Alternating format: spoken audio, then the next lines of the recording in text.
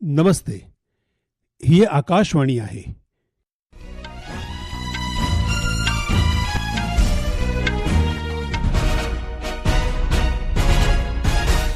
हाणे तव्हां अनिल वंझाणी खां ॿुधंदा सिंधीअ में ख़बरूं। सभ खां अवल ख़ासि ख़बरूं। प्रधानमंत्री नरेंद्र मोदी पंहिंजे 3 ॾींहनि जे दौरे जे आख़िरी तबके जे रूप में काल्ह शाम ओमान जे 2 ॾींहनि जे दौरे ते मस्कत पहुतो। मरकज़ी ज़रई ऐं हारी कल्याण मंत्री शिवराज सिंह चौहान अॼु ऐवान में ग्राम कल्याण बिल 2025 ते चर्चा जो जवाबु ॾींदो। मरकज़ी सूचना ऐं नशरियात राज्य मंत्री डॉक्टर एल मुरुगन चयो त OTT CBFC जे अख़्तियारीअ खां ॿाहिरि रहंदो। राष्ट्रीय राजधानी दिल्लीअ में हवा जी ख़राब ख़ासियत खे रोकण जे लाइ बहुआयामी मुहिम जे तहत दिल्ली सरकार अॼु खां नो POC नो फ्यूल नियम जो सख़्तीअ सां पालन शुरू कंदी ऐं भारत ऐं ॾखण अफ्रीका जे विच में काल्ह लखनऊ में चौथी 2020 अंतर्राष्ट्रीय क्रिकेट मैच घाटे कोड़े जे करे रद्द थी। हाणे ख़बरूं तफ़सीलवार ॿुधंदा। प्रधानमंत्री नरेंद्र मोदी पंहिंजे 3 ॾींहनि जे दौरे जे आख़िरी तबके जे रूप में काल्ह शाम ओमान जे 2 ॾींहनि जे दौरे ते मस्कत पहुतो।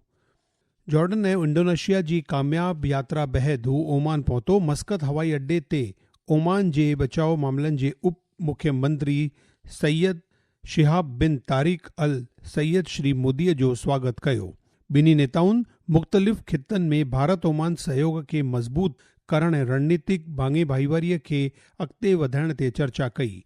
श्री मोदी ओमान जे सुल्तान हैथम बिन तारिक जी कोठ ते ओमान जी यात्रा ते आहे। श्री मोदी अॼु ओमान जे सुल्तान सां ॻाल्हि ॿोल कंदो। भारत ऐं ओमान विच में अॼु तवारीख़ी माली भांगे भाईवारी मुक्त वापार समझौते CEPA ते दस्तख़त थींदा। प्रधानमंत्री मोदी ऐं ओमान जे सुल्तान जी मौजूदगीअ में मरकज़ी वणज ऐं उद्योग मंत्री पीयूष गोयल ऐं ओमान जो वणज उद्योग ऐं सीड़प वाधारो मंत्री कैस अल यूसुफ हिन समझौते ते दस्तख़त कंदा। श्री मोदीअ हिकु सोशल मीडिया पोस्ट में चयो त ओमान ऐं भारत विच में मज़बूत दोस्ती ऐं गहरा तवारीख़ी रिश्ता आहिनि। श्री मोदीअ चयो त हिन यात्रा सां सहयोग जा नवां रस्ता ॻोल्हण सां गॾोगॾु ॿिन्ही मुल्कनि विच में रिश्ता वधीक मज़बूत बणजंदा। मरकज़ी ज़रई ऐं हारी कल्याण मंत्री शिवराज सिंह चौहान अॼु ऐवान में विकसित भारत रोज़गार ऐं आजीविका मिशन ग्रामीण जी गारंटी विकसित भारत ग्राम कल्याण बिल 2025 ते चर्चा जो जवाबु ॾींदो। लोकसभा में काल्ह देर राति ताईं हिन बिल ते चर्चा जारी रही। नओं एक्ट 20 साल जूने महात्मा गांधी राष्ट्रीय ॻोठाणा रोज़गार गारंटी एक्ट 2005 जी जाइ वठंदो। हिकु रिपोर्ट।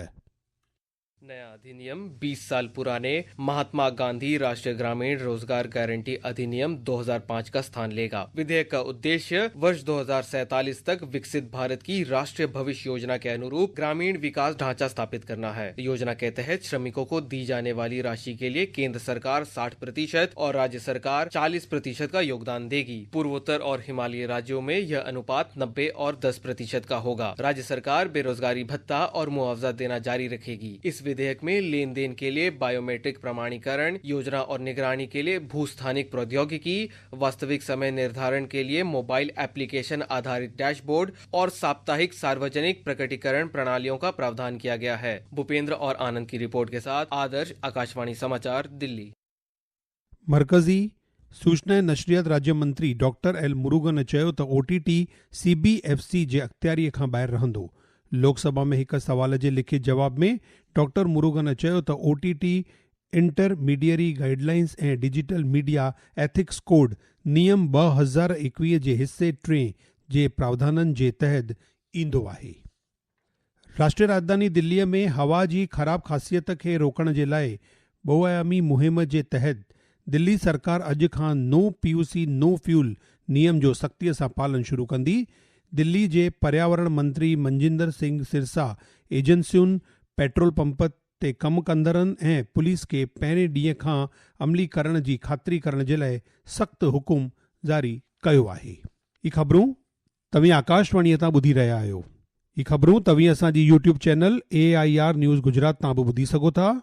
वधीक ख़बरुनि जी तफ़सील लाइ तव्हां असांजी वेबसाइट newsonair.gov.in खे फॉलो करे सघो था।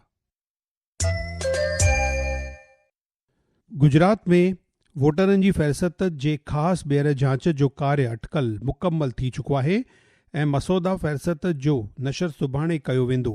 27 अक्टूबर खां शुरू थियल समूरे राज्य जे अभियान तहत राज्य जे सभिनी 33 ज़िलनि ऐं 182 विधानसभाउनि में तस्दीक जो कमु 100% मुकमल थी चुको आहे।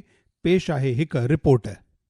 राज्य में वितरित किए गए कुल 5.08 करोड़ गणना फॉर्म में से 4.34 करोड़ फॉर्म नागरिकों द्वारा वापस जमा किए गए हैं। इन सभी फॉर्मों का पूरी तरह से डिजिटलीकरण कर दिया गया है। इस गहन प्रक्रिया के दौरान अधिकारियों ने 18 लाख से अधिक मृत मतदाताओं, 9.6 लाख से अधिक अनुपस्थित मतदाताओं और लगभग 40 लाख ऐसे मतदाताओं की पहचान की है जो स्थायी रूप से कहीं और चले गए हैं। इसके अतिरिक्त मतदाता सूची की शुद्धता को सुनिश्चित करने के लिए 3.8 लाख डुप्लीकेट प्रविष्टियों का भी पता लगाया है, जिन्हें हटाने की प्रक्रिया शुरू कर दी गई है। अपर्णा खुंड, आकाशवाणी समाचार, अहमदाबाद।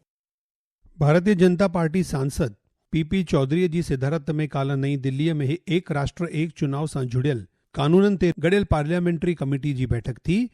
कमेटी जोड़जक 129 तरमीम बिल 2024 मरकज़ी ज़ैरसह प्रदेश कानून तरमीम बिल 2024 जी जांच करे रही आहे।